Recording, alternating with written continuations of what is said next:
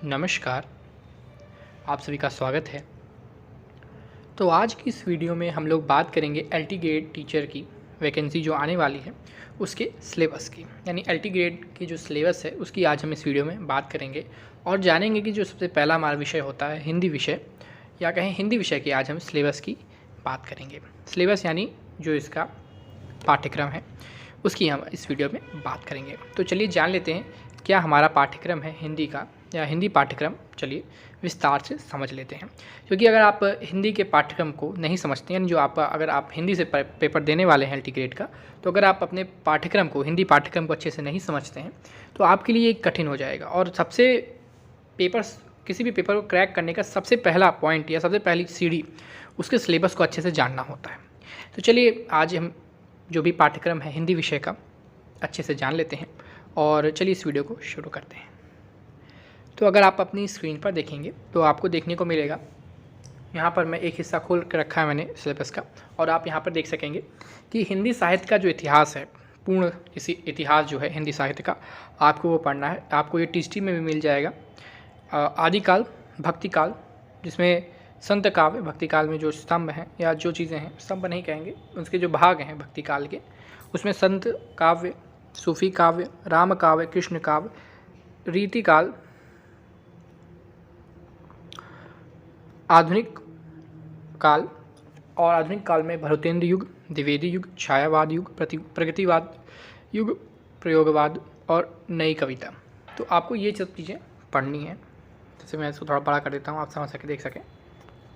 आप यहाँ देख सकते हैं, आपको हिंदी साहित्य में आदिकाल, भक्तिकाल, संत काव्य, और भक्तिकाल में ही संत काव्य, सूफी काव्य, राम काव्य, कृष्ण काव्य, रीतिकाल, आधुनिक काल, और आधुनिक काल में आपको भरतेंद्र युग, द्विवेदी युग, छायावाद, प्रगतिवाद, प्रयोगवाद और नई कविताएं आपको पढ़ना है। तो ये आपको संस्कृत साहित्य का इतिहास पढ़ना होगा। संस्कृत साहित्य के इतिहास के लिए आपकी बुक्स आती हैं, उनको आपको परचेज़ कर लेना है।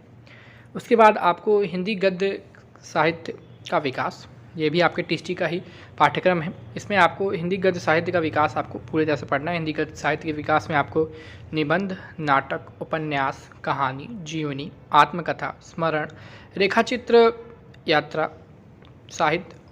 साहित्य और व्यंग, ये चीज़ें आपको अच्छे से पढ़नी है। आगे हम बात करें तो हिंदी के जितने भी रचनाकार हैं और उनकी जो रचनाएं हैं वो आपको अच्छे से पढ़नी है। प्रमुख रचनाकार या प्रमुख रचनाएं ऐसा कुछ नहीं लिखा है। ज़्यादातर जितने रचनाकारों को याद कर सकें उनकी रचनाओं को, आप उतना अच्छा रहेगा आपके लिए। और भी उनके बारे में थोड़ा आपके डीप नॉलेज हो तो अच्छी चीज़ है। उनकी रचनाओं के बारे में एक विस्तृत जानकारी आपके पास हो तो ज़्यादा अच्छा रहेगा।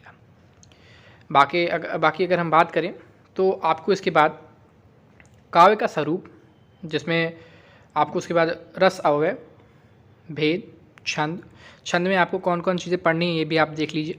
छंद में आपको दोहा, रोला, सोरठा, चौपाई, बरायो, छपया, हरिगीतिका, इंद्रवज्रा, उपेंद्रवज्रा, बसंतलिका, कविता और सवैया, ये चीज़ें आपको पढ़नी है छंद में।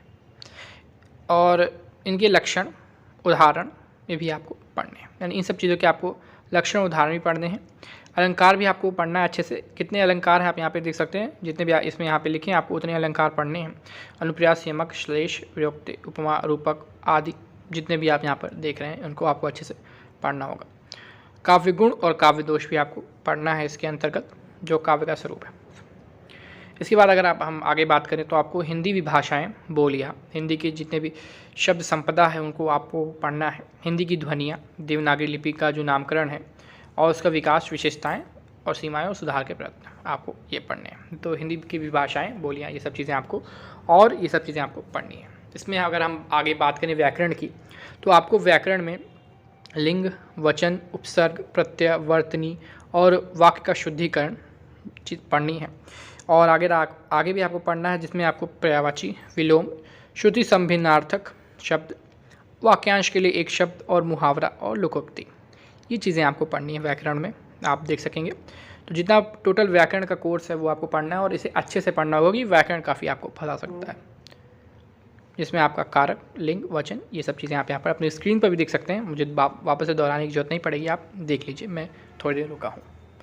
आगे हम बात करें तो आपको संस्कृत साहित्य का भी एक बहुत बड़ा हिस्सा पढ़ना है। बहुत बड़ा हिस्सा नहीं कहें तो आपको एक सामान्य जानकारी तो इसकी अच्छी से होनी ही चाहिए। संस्कृत के प्रमुख रचनाकार और उनकी रचनाएं, जिसमें कालिदास, भवभूत, भारवी, माघ, दंडी, श्रीहर्ष और बाणभट्ट हैं।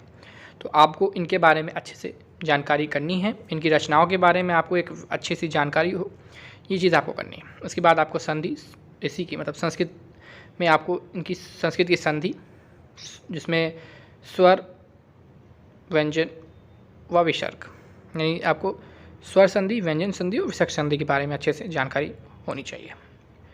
बात करें समास, तो आपको समास अच्छे से आना चाहिए। शब्द रूप, सर्वनाम रूप एवं धातु रूप भी आपको अच्छे से आना चाहिए।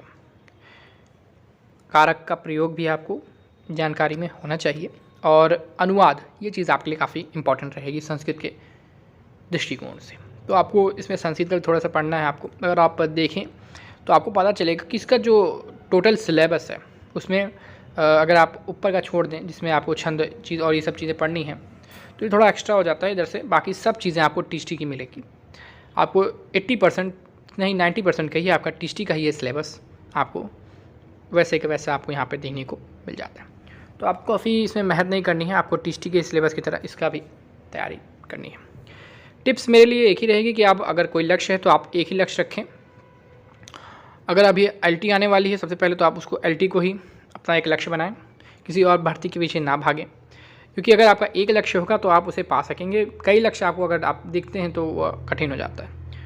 अभी अगर आपको प्राइमरी की वैकेंसी पे ध्यान दें तो आप प्राइमरी की वैकेंसी पे ध्यान दीजिए, नहीं तो एलटी ग्रेड अगर आपका अच्छा है, आपके सब्जेक्ट में आपकी अच्छी पकड़ है, तो आप अपने सब्जेक्ट को अच्छा बनाएं।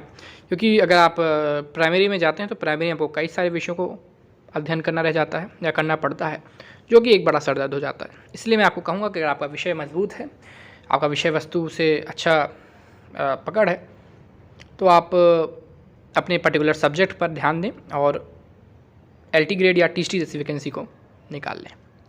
आज के लिए बस इतना ही। अगर आपको हमारी वीडियो अच्छी लगती है तो प्लीज़ हमारे चैनल को लाइक करें, शेयर करें और हमारे चैनल को सब्सक्राइब भी करिएगा। Thanks for watching.